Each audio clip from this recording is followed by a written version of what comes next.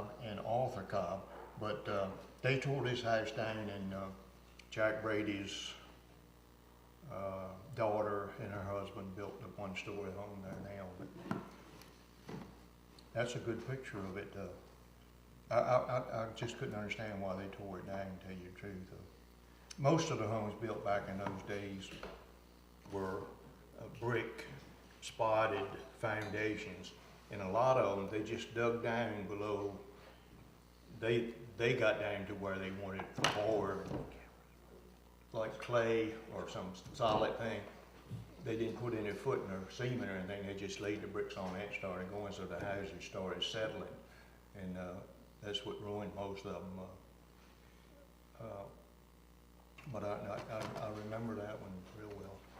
I'm just going to say for the recording here that this is the Cobb family home on the north side of Oyster, which has since been torn down and replaced. But anyway, I don't think I told the whole story. The Cobb family did not come and get those goose decoys. So Mrs. Brady broke the heads and necks off and threw it in the tin heater, and then threw the bottom in, and that's how they heated their house that winter. And you know how expensive they are today. If they had the inn on them, and Nathan made most of them. But all right. They had closed in the back, the porch. No, it was a porch, just a back porch on the back side of the house, not like this. But they closed it in, put shelves in it. She wanted the shelf space for her use, you know. But, this is a recording, an interview with Mr. John Crumb of Oyster, Virginia, 1st of March, 2005. And Jerry tells me you are related to the Cobbs, the Cobb family. Are you a Cobb descendant? No, I don't think so. No. Our Crumb family moved down here from Connecticut, and they worked for the Cobbs part-time down on the island at the hotel, and they was guides and stuff like that. And they did hunting guide stuff themselves. But no, I'm not related to them. When did they move down from Connecticut? Well, I really don't know. I know the Cobbs moved down here in 1834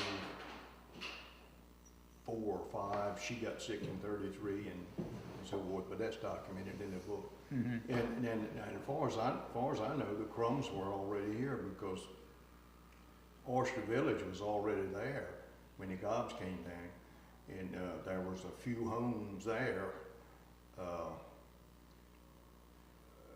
But I think most of this took place in the early 1800s, real late 1700s. Mm-hmm. But I don't know, because the Travis family and the Chandler family owned the big farms. And in fact, the Chandler family gave the lot that the church is on, and that was moved from up at 600 at the Chesapeake Crossroad in that corner, Salem Church they call it, mm-hmm. and that was moved to Oyster. And I know that was done in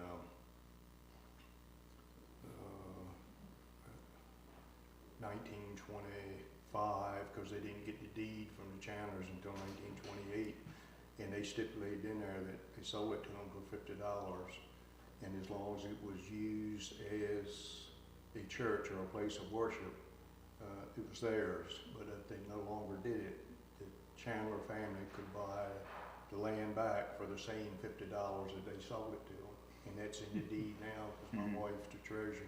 We have a copy of it at home. The Methodist Conference tried to change it, and it has the legal document, had a line, every line on legal papers, but to my knowledge, the heirs of the family never did sign it, or, to make it legal. So if our church folds up, since it's part of the church in charge, I guess everything will go to church anyway, as long as church is there. But I don't know, that's a legal thing.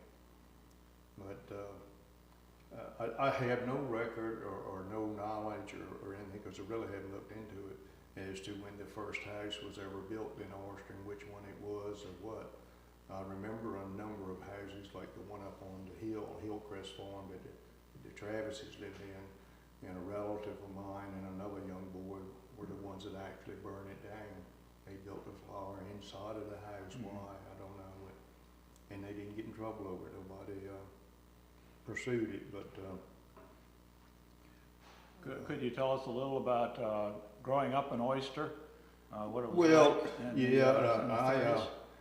was born in 1930, and my father died about 3 years after that. So I grew up with two sisters and a brother, and we had no father until later years when my mother remarried. But as a kid, being from a poor family and in a poor community, I don't have a memory of anything but being happy and comfortable, and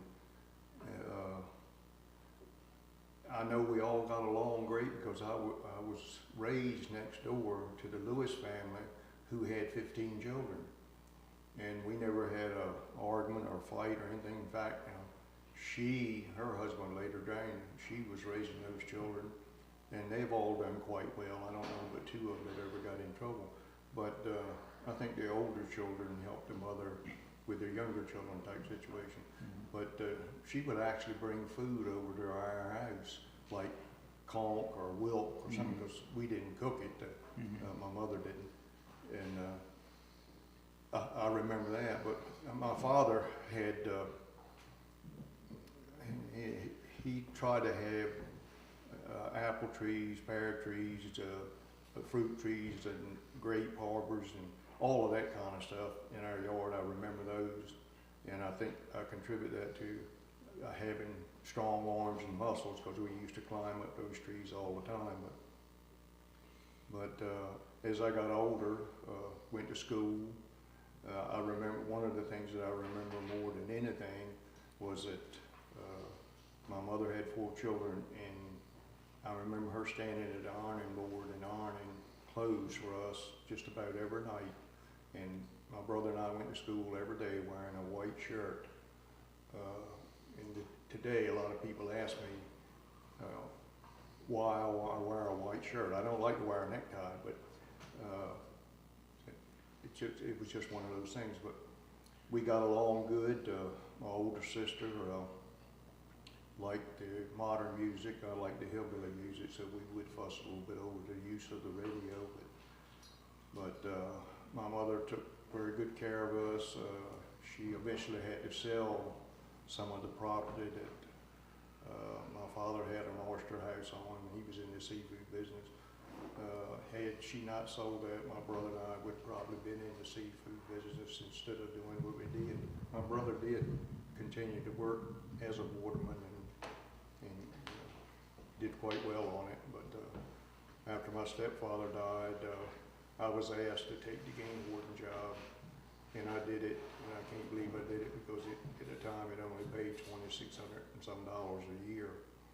And as a working waterman, young boy in high school, I had days when I could go out and make $100 by catching sea oysters, and I could have caught more than that, but I was limited by how many bushels my oyster sky would hold without sinking, But I just remember the seaside and the seafood business and the hunting as being a little gold mine, I thought. I tell people even today that the happiest 2.5 years of my life was when I was working on the water. I thoroughly enjoyed it. I liked the people I worked with, and I made decent money. But I'm not sorry that I took the game warden job, because I managed to get promoted up to a lieutenant, and I never had to live off of the shore. They let me stay here the whole time.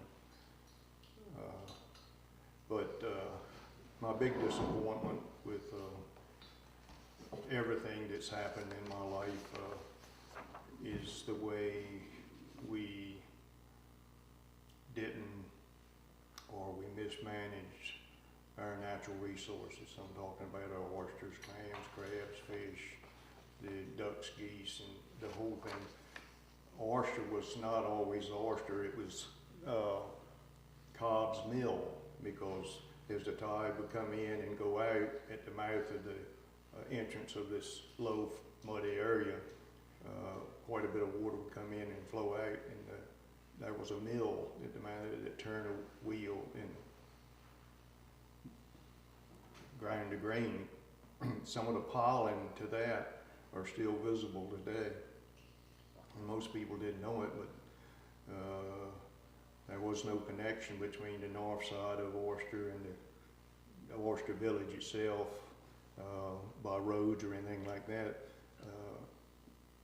You went up 600 and you cut through a road and you came down to the south side of Oyster, you go up a little further, you go through the woods and you came out to the north side. And the north side is where most of the Cobbs built their home.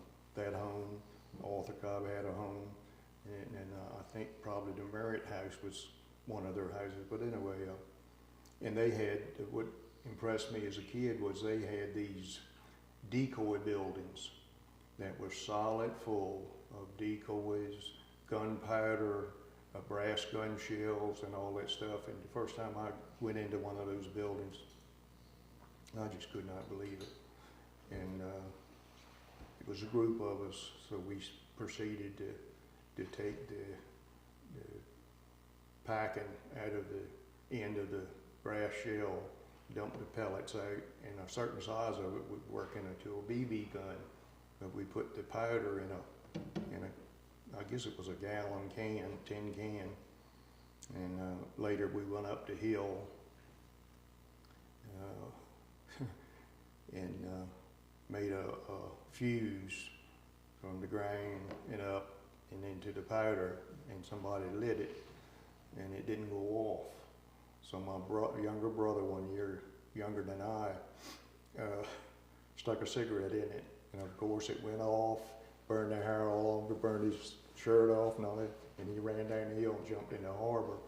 My aunt and uncle lived down there at the time, so they took care of him, but he and I both went home, got a whipping out of it. But living in Oyster, it was a small village, everybody knew everybody, most of them worked related to their resources on the water. There were oyster shucking houses, of course, but later on, Oyster was named Oyster because we had such an abundance of oysters. And we sold them all over the place, loaded big barges, and they hauled them up to Chincoteague area. It was, even though you got a small price for which you were harvesting or doing, the volume was there that you could catch enough that you made pretty good money. And I could have enjoyed staying as a waterman. But and Oyster started just, you could see it happening, you could see it dying. And that was because we had not managed our seafood. Watermen were harvesters, and they were good at what they did.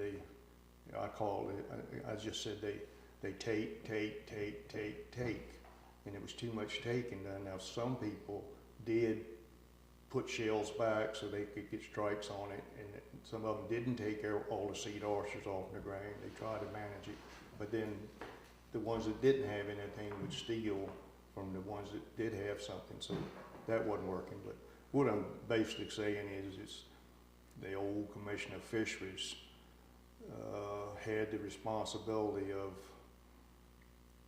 managing the seafood, and it was managed for the seafood dealers, the companies, not for the watermen, not for the restaurants and everything, but it was mainly controlled and managed by the seafood dealers, and is still today. In my opinion, the politicians cannot vote the way they know they should vote or should vote. They have to vote the way that the people have given the money during the campaigns, and that's the way it is. On paper, it looks like they're doing something, and there is a process and a procedure. There are rules and laws and regulations, but it doesn't mean anything. I can give you example. I'll tell you this one because it should shock you. Because one politician gave $100,000 to the governor's campaign. It opened doors to him, and it also opened doors to me because he had an interest in hunting and fishing, and I was the game warden. So I could go before the Secretary of Natural Resources and say anything or tell her anything that I wanted to, and I didn't have to worry about being fired. A state employee cannot do that. He cannot criticize another agency or stuff like that. That's not the proper way to do it anyway, but how else can you convey information to somebody and tell the truth and at the same time not be criticizing somebody? But anyway, we lost our oysters. It just comes back to the point of we lost our oysters, and I'll bet nobody in this room knows today why we lost them. The Seafood Council, just a handful of them, wanted the Japanese oyster introduced here because we were losing our oysters through no management, mismanagement, overharvesting, and that type of thing. Oysters will live and thrive and reproduce in pollution. You just can't eat them. They cannot produce or survive in treated water, like through the sewage treatments at Nancock and Cape Charles and so forth like that. They can survive, but it cuts way down on their ability to reproduce. Now, VMs has studied that, and I went over there and saw it, and I was greatly impressed. But when I asked him why he didn't have anything, they had something from a river in long vats testing them. I asked him why they didn't have anything from the Eastern Shore, Bayside or Seaside, after everybody left. And he told me, he said, you don't have any oysters over there. Well, I knew what he meant. We went from hundreds and hundreds of thousands down to nothing. But they wanted that Japanese oyster put in here, and they turned them down the first time, and then a few more of the members of the council joined. After all, the politician gave in, and the Japanese oyster was put in our waters, and that had that MSX and Dermal. And they didn't know it at the time, but had they given VMs a period of time to study it, and no doubt in my mind they would have found the two disease. I've got that much confidence in our scientists and professional people, but they didn't do it. And that's why they're dragging their feet, or it's taking so long to get the Chinese oyster in here. But they were able to keep that from us 12 or 15 years without us ever finding out how the dermal got here. They told us it came in as a ballast, bilge water into foreign ships. It came from this, it came from that. But I didn't find out about it until I asked for a program through one of the Masonic organizations I belong to, and we got a scientist to come over. And I was never so impressed with a state employee as to his volume of information, his truthfulness and everything, but not only was he willing to answer our questions, he projected it on the wall, and it was all in writing. You could read, and he had all the things in there that caused the decline of our oysters. And one of them up to the top that they never talked about before was overharvesting and mismanagement. But anyway, when I was talking to the Secretary of Natural Resource, we got into frank discussions. I was confident that I could say what I wanted to say, and I kind of respected her, even though she told me she was not a professional in the natural resources thing. She was a clean air specialist, and she was picked to head up the Secretary of Natural Resource. But anyway, I told her, I said, you know, with all of these pollution problems and these diseases, there's a disease that is more deadly than all of those put together. Well, man, her eyes opened, she leaned forward a little bit, she didn't know what I was going to say. And she said, John, what is that? I said, VMRC. And you know what she did instead of firing me? She busted right out laughing. She knew what the story was, she knew what the problem was. Our people don't know what the problem is. And it seems like nobody wants to hear about it or nobody wants to get involved. But oyster became oyster because of the seafood oyster. Now that's gone, we're looking for another name, and Lord knows what it will be. But with the development coming now, and since the politicians are going to be the one to end up making the decision, oyster will probably become a bedroom community. It will be a house on every lot, out on the wetlands and everything else. We thought we had it made when they decided to move the Coast Guard station from Cobb Island to Oyster, and there was a great program that went along with that. It convinced some people to donate large sums of money, and it ended up costing more than the $3 million, came close to costing $4 million. But because of circumstances and something else taking place, mainly the Paramount Coast Guard station burning down, which was part of the deal, that program fell through, and today they really don't have a use for the station. There's a lady from New York living there. She's highly trained and schooled in the medical field and administration stuff. She works with the Operation Smile for the kids that have the deformities and they bring here and so forth. She's living there. That's her residency. Mm-hmm. And they bring the children there to have time to their operation to heal and so forth, so they can do the next operation. So very nice lady. But they haven't come up with a program for it. It's a shame. It's a great facility.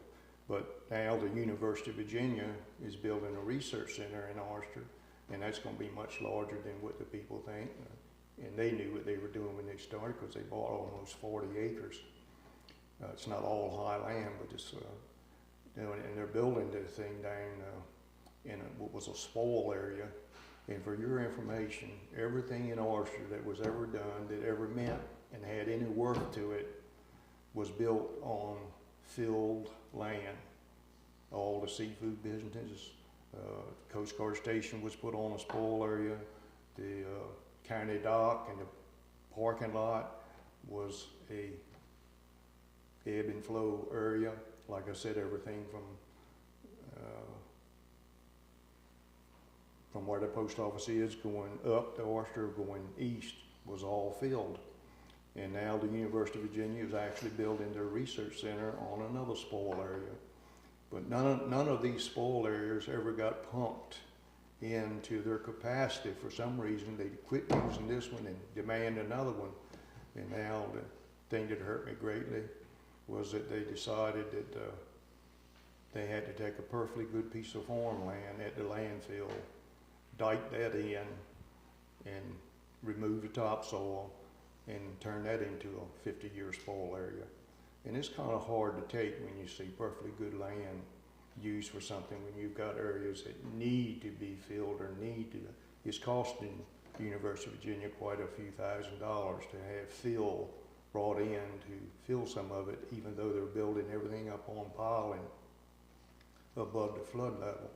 But there's going to be two laboratories, 2 dormitories, and a commons building where they have all their meetings and whatever. So that's going to be a great asset to Oyster, but right now I just don't know what the future's going to bring, because I have no confidence whatsoever that anything is going to be done to bring back our natural resources. You hear in all the organizations and all the committees and all the groups, part of their commitment and their purpose is to protect our natural resources. But when they say natural resources, they're talking about everything in the world. But I even joined the Marine Resource Committee on the Citizens for a Better Eastern Shore, just to see who was on the committee and what they were trying to do. And I was impressed with who was on the committee, but I didn't stay on it very long, because the end results of what they were going to do was only going to help mainly the seafood industry, the seafood houses. And in Virginia, there's only a handful of those. You know, Florida was lucky that they could stop people using certain illegal devices or devices that killed stuff because they only had a handful of watermen, so they could buy them right out. And they set them up and trained them and gave them the equipment to get into clam agriculture business. Well, in Virginia, we're not overrun with millions of watermen either. It's only less than 3,000 watermen's licensed to do commercial work in Virginia. But as sure as I have retirement and have Social Security, they know someday they're going to be bought out, and they look on to that as their retirement and so forth. You could hear some of them say, "Oh, I wouldn't shoot the last duck." No way in the world would I do that. If it was a pair out in front of me, I'd just shoot one of them. Well, if you shot one of them, you might as well shoot the other one, because that's no more producing is going to be done. But the attitude towards what we are is bothered me greatly, because the Eastern Shore has always been agriculture, seafood, and recreation and tourism. What else do we have? We don't have any gold mines, coal mines, or any other things to work on, and we really haven't done a very good job in managing either one of those or helping. I thought we were doing a great job when they put the farmers market up at Melville. I was for it 100%. I was on the RC&D committee with Jack Selby then. And the story and the purpose of that we were sold and we voted to do it. It didn't turn out in reality at all. You were supposed to be able to take a load of seafood, potatoes, agricultural products there and have it graded, inspected, and you'd go in the building, get on the computers and touch the world markets. And they would tell you how many they could use and what you were going to get paid for it. But that wasn't what it worked out. You ended up dealing with two produce people that were already here before we ever built. And I told Jack Selby at the time, I said, "Jack, there's no need to put those freezers in there because the watermen aren't going to use it." He said, "What do you mean, John?" I said, "Watermen all their life has sold everything for cash, and they don't keep any records, or if they keep records, they keep two records, what they actually did and what they want to report to the Internal Revenue. So they don't want a paper trail to catch them, and that's a horror story if I got into details on that and tell you about it. But I just don't have any confidence anymore that we mean what we say, or that we're going to carry through. And just with this research center at Oyster, I've seen them, as many as a dozen people, students, professors, and doctorates and everything else in a whole, just studying the makeup of how the Eastern Shore was developed by the layers. And I knew exactly what they were doing, so forth. And I got talking to them. I was in uniform. And I said, "You all know that I'm all for research, and I'm not going to argue with you on that." I said, "But it looks like me it's a little bit of overkill in this hole." And some of them frowned and some of them actually laughed. And he later told me, he said, "You're right. Some of this is not worth the paper that we're putting it on. Others is maybe usable." Later on, they came back with heavy equipment and dug a section out like they wanted it, and a earth to stand on. Then they'd back off and dig deeper, and it was like it was a big movie production going to happen. So I stopped in there one day. I said, "If you all don't tell the newspaper or somebody what you're doing, I'm going to tell them you're setting up for a big movie production." He said, "Oh, Johnny, don't do that, don't do that." I said, "Well, you all are driving me crazy, because hundreds and hundreds of people daily are asking me, what are you all doing?" And I said, "It's not fair to the people over here to not have some idea of what you're doing." And it's just like when Nature Conservancy bought all that land around there. And then later on, they had to do a lot of surveying to establish boundary lines and so forth. and the surveyors would keep coming back, set up again, and then they'd do something else, and they'd come back, set up again. So one day I went over and talked to this black employee that was there. I said, the things aren't working out right, are they? I said, it just won't check out, will it? And he wouldn't say anything, of course. I said, well, for your information, because you wouldn't tell us what you were doing or give us any hint at all, we moved all of your markers over 1/2 inch to the south. He said, you did what? I mean, he really believed it because they were having trouble to get it to, but you know, so much is done in secrecy that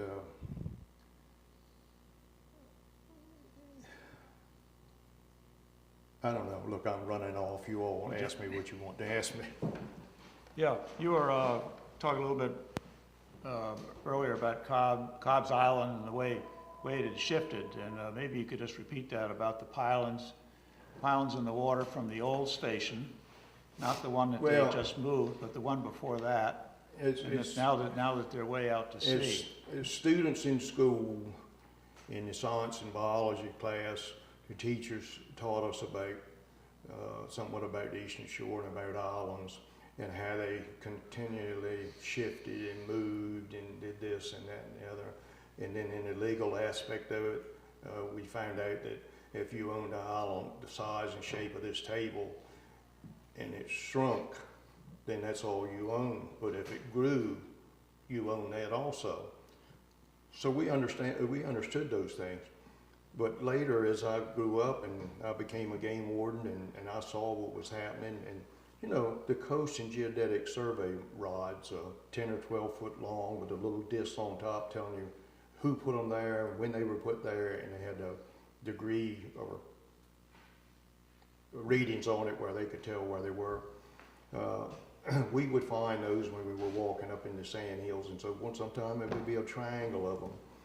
And then the thing that I would never forget was those piling going out into surf and then being told that they stopped at the backside of an island, but I'm looking at them out into the surf. That meant that the island had moved all the way over until they were exposed. So as a kid, it didn't take me long to figure that out. So I decided that we would take some school teachers down there because the teachers were still teaching this same type thing. And we put them on Wreck Island, which is washed away something terrible now. Started walking around the end of the island, which used to be quite a walk, but was nowhere. And as soon as we got down to the corner or the round part of it, so we could look south, I was going to show them these 3 survey markers up here in this thing, but when I looked, 2 of them was out in the surf and the other one was missing. Now that all took place in 1 year's time. It's accelerating. It's going much faster than I thought. The sand is just washing over and covering the marsh and the little creeks, and it's not enough sand there to do that. You know, on Wreck Island on the south end, there's just was massive 6 foot, 7 foot high, straight up and down oyster shells that surf action and wave action had washed them up, rafted them up. They were oysters that were on the backside of the island at one time, and it didn't take long to figure that out. But anyway, the teachers understood that, and I said, now I want you to tell the kids in the class the same thing that you were telling about, but our particular barrier islands are washing away.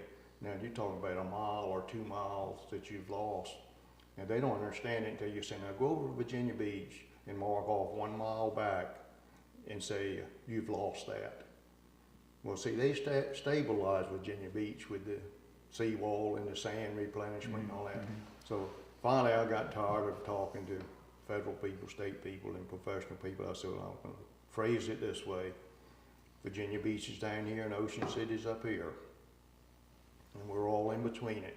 And I'll guarantee you when our barrier islands are gone and oyster's gone and it's encroaching towards 600, Virginia Beach will still be there and Ocean City will still be there because they've got the investment, the building, and so forth, and they're going to do it. There's methods and procedures and ways that you can protect it, but you try to get them to do something, so one said, oh, you can't do that. Well, it can be done. They've got a number of options, but I jokingly told people to buy property on the west side of 13 over here, because I thought someday in the future that we would take a stand on the east side of 13, because that's the only valuable thing that we have in the terms of the way people are thinking nowadays. But I didn't know it at the time that the Bayside was washing away quite rapid itself, that farmers and landowners had lost so much land that they had it resurveyed and had that deducted from their tax records, so they wouldn't have to pay tax. And then when I went over on the western shore, where you have land mass that's 14, 16, 18 foot tall, and you walk out to the edge of it and it's straight down, it's eroding away and nobody's doing anything about it at all. I can't believe it. But so right now I'm very upset. Let me ask you, what was the range of your responsibility as the game warden? Did you go down as far as Smith Island? When I was first hired, I was considered like Northampton County's game warden. It was supposed to be 2 game wardens here and 2 in Accomack. Well, because of circumstances and age and everything else, I ended up working all over the eastern shore. Then I got working across the bay and was made an area leader and had all of Virginia Beach, Norfolk, Chesapeake, York County, Surrey, Sussex, 13 different counties. And later on, when I got promoted to lieutenant, I had everything from the North Carolina line all the way to the Maryland line, everything this side of basically a 95. I had a number of 40-some officers involved, and was other lieutenants and a captain.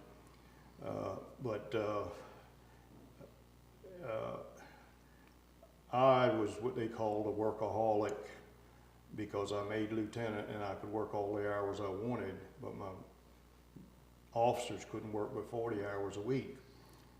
And if you had good, conscientious, dedicated officers, you can't stop them from working.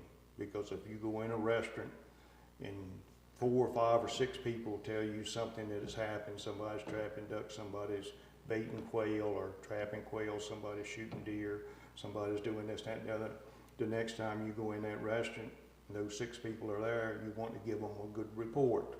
I caught the guy that was trapping ducks, I caught the guy that was trapping quail, I did this, that, and the other, instead of giving excuses.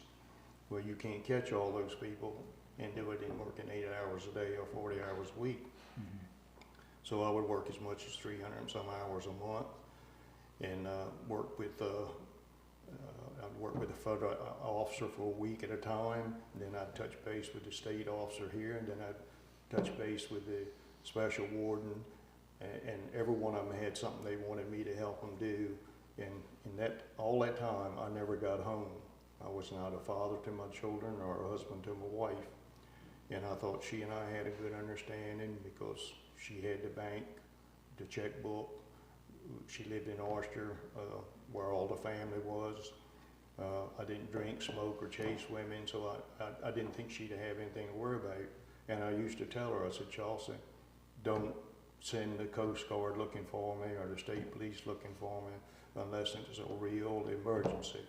Because I was the kind of person that if I was trying to catch you duck trapping and I had a hard time getting to your place and had to go in the middle of the night and stake you out and watch, I didn't want to have to repeat that procedure. I was willing to stay there if it took 2, 3, 4 days to keep you from catching me. And speaking of duck trapping and whatnot, do you have any stories about trying to catch those people who are sneaking under the radar, so to speak, out on the islands around Cobb's Island? The duck trapping over here was such a volume that nobody wanted to believe it. And I can feel free to say it. He was a good friend of mine and helped me in many ways, but I actually had to go to Charlie Langford's office and sit there and explain to him and show him on maps and so forth where we took up duck traps, where we found duck traps, and where we caught people trapping. And I said, Charlie, I said, don't give us credit for finding all of them, because we didn't, because later on I'd find the remains of it or the sticking up. So, well, but when I got through telling him what was happening, the reason I had to do it, the fines were getting ready to go from $10 to $25 up to $2,000 and 2 years in prison on the federal side, and ours jumped from a $25 fine to $100, and then later on it went to a $500 fine. Well, if you catch a few people, then that'll break it up, and that's basically how it was. But we didn't break it up until we got permission to go into federal court to try our cases in federal court. The judges here were good people, but they just couldn't find themselves to find anybody over $10 or over $25 or something. And that wasn't going to break anything up. But the volume, just by relating to him, what I knew and how many certain traps caught and how many traps are there, and you're talking about 200,000 ducks a season that was being caught here in these two counties in the part of Maryland. Mm-hmm. But and later on I had, this is very interesting, I had a lady to tell me in a restaurant that if I had come to her back door and got into her kitchen, that her and her husband probably would still be in prison today. I said, no ma'am, I said, we didn't have any type situations like that that would do that to you. I said, what in the world did your husband do? She said, he and another friend were supposed to have gone goose hunting. But anyway, when they came home, they had two of these big wash tubs, solid full, all they could hold, with black ducks, all picked and cleaned. And all she said that she asked her husband, well, why did you shoot so many? And of course they didn't shoot them, they were trapped. And I know the story about it. When I first heard about it, I related it to something up at Chincoteague, but it happened right here in this county. But when I went to George Young's youngest daughter's husband's funeral, Tip Burns, I had the son of the other man that was involved call me over and said, Johnny, I want to tell you something. And I really appreciate these people telling me these things behind it, because it's too late to convince people, but if we don't change our way of thinking, it's all going to end up one day. But anyway, he said his father and this other man went down to fish the goose trap. And when they got there, this was a long trap, tall, had a door that was held up, and you had to pull a string to drop it to close it. But anyway, when they went there, the corn was still in the trap. The geese had never found it, and none of it was eaten. So the landowner said, let's go home. And this landowner was the husband of the wife that told me about the two tubs of picked ducks. But anyway, this boy's father said, no, said let's stay here. Said, we're not going to get any geese, but we're going to get some ducks. And he said, what do you mean? He said, see that big raft of ducks, black ducks out there? And he said, we're going to catch some of those. So they decided to stay there until those ducks came inshore, and finally saw the corn. But once they found it, all of them tried to get in there and eat it. And the landowner said, drop the door. He didn't want the involvement or get caught or so forth. And the guy said, no, said, wait just a minute. And they kept coming in, and the landowner with some authority to do it said, drop the door. He said, no, just a little bit longer. Since all my life I've wanted to catch 500 ducks one day, and today I've got a chance to do it. So I stopped his son then, because the family was in the car and it was hot. I said, I appreciate you telling me this, but cut it short. How many ducks did they take out of it at the end? He said, just a little over 500.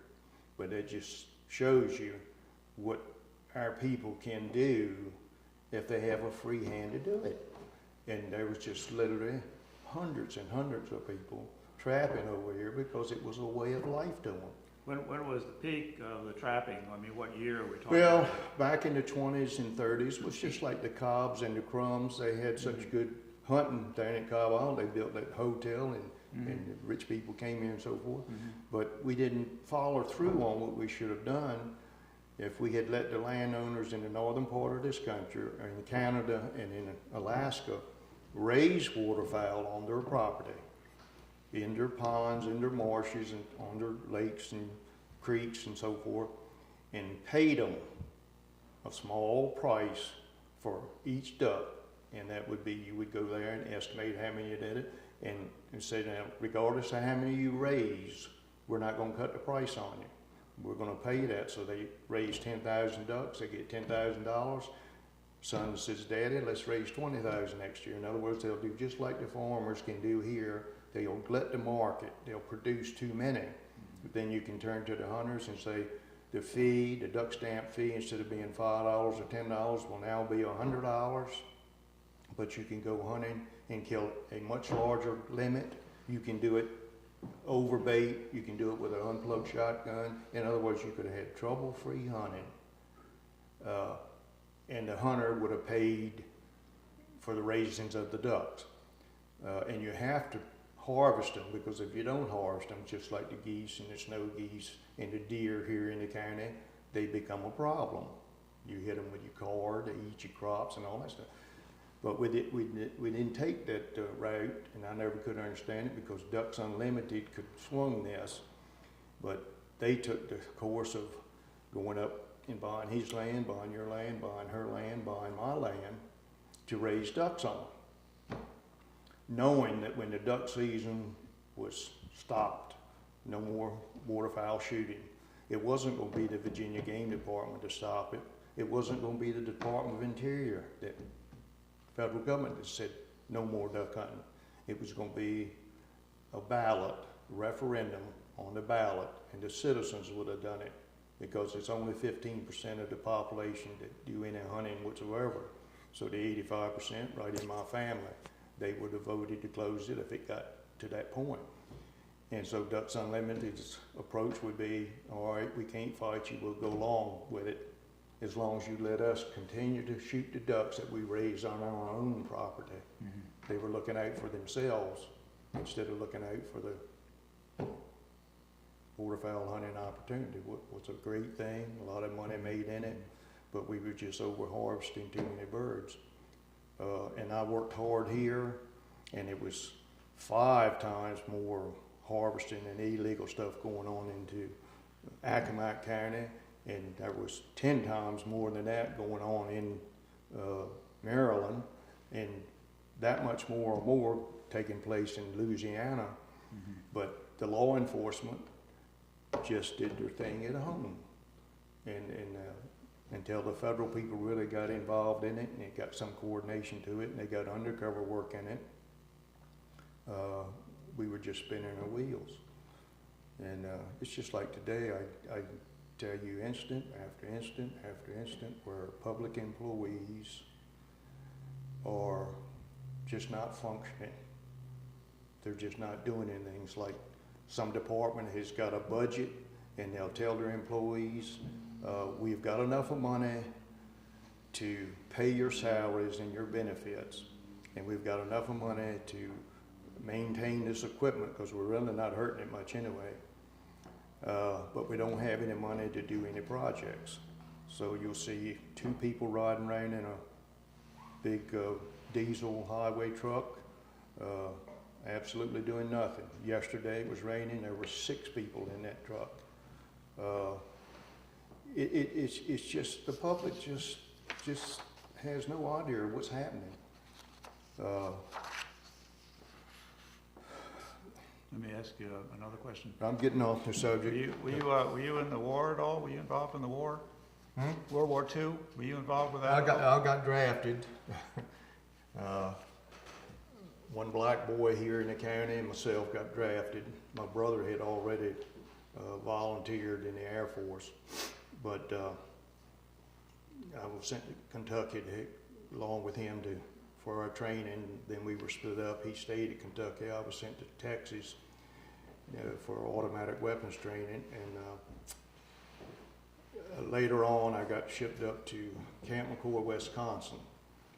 And it wasn't long after left that before my mother wrote and told me that the boy I was drafted with had been killed in Korea. I didn't know it, but only 2 guys out of the units that I was trading with got sent somewhere else except Korea. And I never could understand how it happened, but I think I finally figured it out. But Where were you sent? I ended up in a 90mm anti-aircraft outfit, radar controlled, in the Chicago area, protecting the Midway Airport and that kind of stuff. And we were good at what we did. We were trained well and so forth. We never had to fire at anybody. But most of all of those people that were drafted or went in at the time, they were sent over in Korea. And but it was amazing that just 2 of us. Now I was actually equipped. To be sent to Alaska. Jerry had a question here. Was there a prisoner of war camp at Oyster? Oh yeah, yeah. And I'm glad you brought that up. I was a youngster then, and those German prisoners were of the quality type people that they were allowed to go out and work in the fields and work for the farmers. And actually you could get a couple of them to come to your house to cut your grass, do your shrubbery, clean up the yard or whatever with no guard. They were people that were in a war that didn't agree with what they were doing. They knew they were wrong, but they were basically just good people.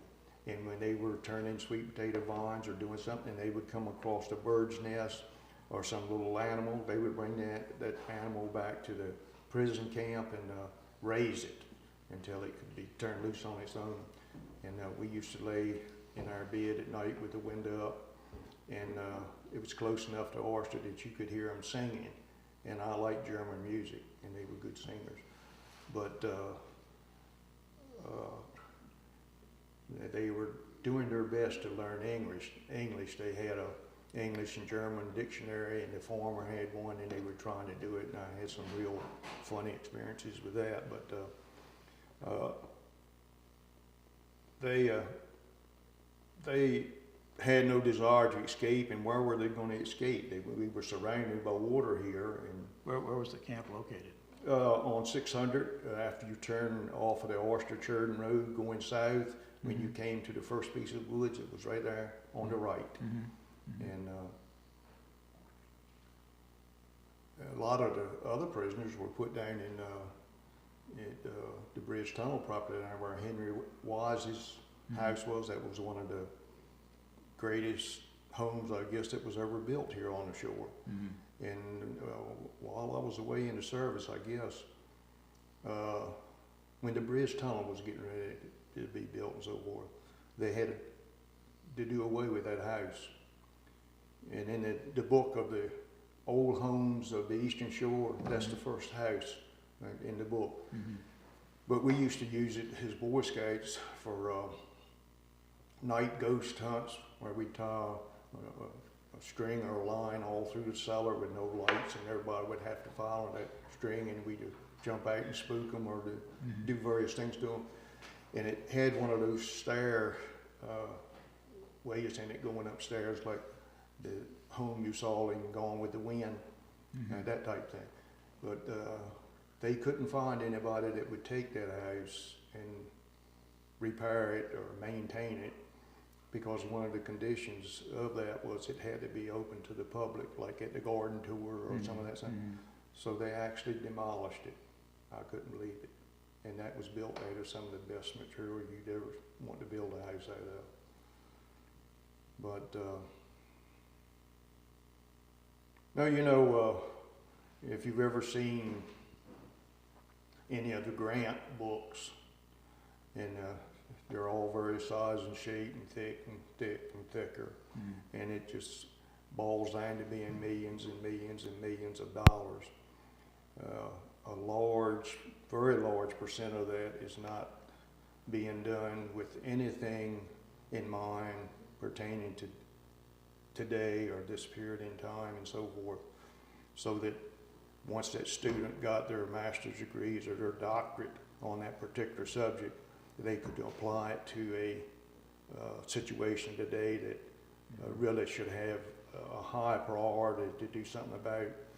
It's basically done so that the students can get their education, can get their thing. It's filed away in something, it's in computers, it's what, but it's never done. So I asked one of the professors one time, I said, how much longer are we going to study the sex life of the bullfrog? I mean, that's been done for years and years and years, but that's one of the topics that students can learn, the farmers and procedures and how to apply education, I guess. But state of Virginia will do a program and go from A to M, and next year Maryland would do it, and they don't take in consideration what Virginia did. They started A, and maybe they won't even get to M, or maybe they'll go further than that. But we can't seem to set priorities to do the things that need to be done first. It's like if I gave $5 million to the hospital, and I gave it for the beautification program or with stipulations tied to it and so forth, and all of a sudden the X-ray machine went up. May I interject? We want to try to stick with oyster and Yeah, the but this history is of oyster. important. They won't consider asking me if they can borrow some of that money to buy an X-ray machine and pay it back to me later so they can use it for what I said. No. All right, but anyway. No, they won't. All right, what about oyster? I don't think that's going to change. Herman Hard Times Hunt. What was the score with him? Jerry? He was quite a character. He was no dummy by any means. He lived down in the lower part of the county, down on the seaside back where Ronald Rowe and Tommy O'Connor. In fact, Ronald Rowe owns the property that Hard Time Hunt lived on down at the marsh. Then he built that Chinese type home there at Oyster and started a lot of writing for the papers and so forth. And he was quite a humorist. And I had a lot of great ideas, and just like the time he ran for governor, but he just couldn't become serious in the right form. I guess if we'd listened to him, he would have bankrupt all of us in Oyster because he wanted to do things that we just weren't capable of doing. But I understand his daughter is compiling all of the writings, or as much of them as she can get, and that would be a very interesting book. Mm-hmm.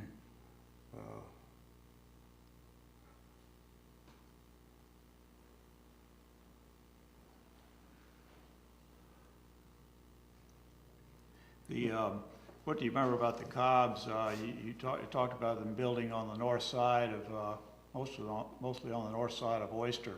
Didn't they move some houses off of Cobb's Island? Yes. Well, I really wasn't familiar with that. Some of the houses at Oyster were also moved from Hog Island. Mm-hmm. In fact, our Sunday school building that's attached to the back of the church, that was mm-hmm. the church on mm-hmm. Hog Island. Mm-hmm. The house right across from the church where my uncle lives in, that was moved from Hog Island because he married a Hog Island girl. The one right next to the church, Robert Simpson's mother, that mm-hmm. was moved there from it. Mm-hmm. Her parents built a home there, but yeah, the Cobbs did move one of them from it. And one of the more interesting ones was Lucius Cobb, that owns the big white house on the south side of the Oyster Road, just about a mile outside of Oyster. He married a girl from the Bird's Nest area, and she flat out refused to live on Cobb Island. So he built that home for her. And I don't know whether you saw it or not. I don't have a copy of it anymore. I don't know where I misplaced it, but when the guy that bought the house decided to sell it, he had a little history written up about it, about how Mr. Lucius Cobb loved her so much that he honored her wishes, and he built that house so that she could live on the mainland. And it was sold as a lover's home. I mean, it was an interesting little thing. I'm sorry I lost it, but, If you ever see a copy of that, we'd love to, if you ever see a copy, we'd like to I know, have it or look at I it. guess I could probably do it. In fact, I went and introduced myself to the couple that bought the house, and they wanted, in the future, wanted me to come see them because they wanted to know more about it. But it looks like a big home, but from the road, it's one room wide, and then going south, it's one room wide, and you can see all the way through the house. But it has been modernized and fixed up, and the couple that's got it intends to move over here someday, but they've never lived in it yet. I see.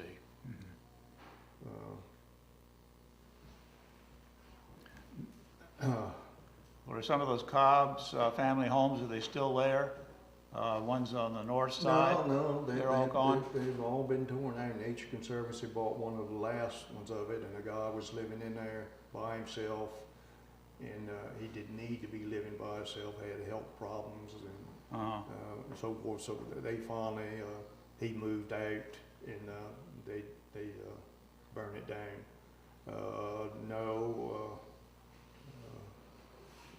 None of them are still there.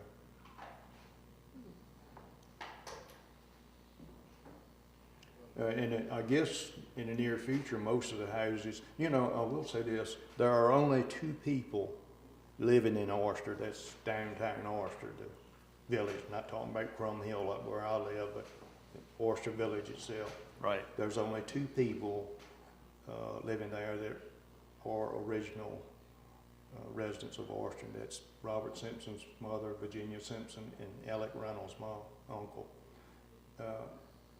All of the other homes have been bought from people away from here, or they've been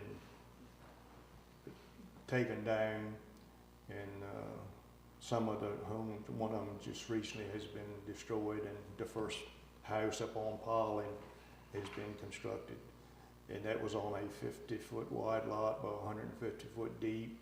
And I think they're trying to get between $400,000 and $500,000 for a home that will flood on northeasters. The yard and everything, the road and everything will flood.